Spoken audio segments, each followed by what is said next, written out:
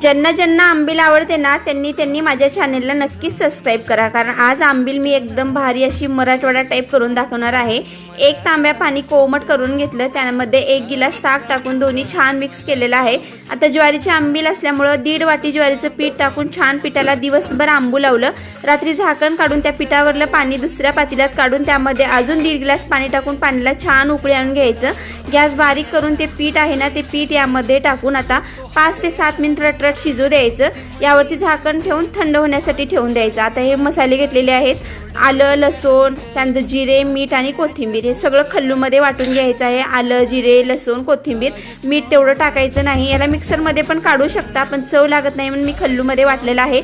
आंबील पण थंड झालेली आहे, यामध्ये चवीपुरतं मीठ टाकायचं। जे वाटून घेतलेला मसाला आहे ना ते टाकलेला आहे, कोथिंबीर टाकलेली आहे। आता याला घट्ट झालं तर पाणी किंवा ताक टाका। आंबील तर तयार आहे। आवडली तर चॅनेलला सबस्क्राईब करा।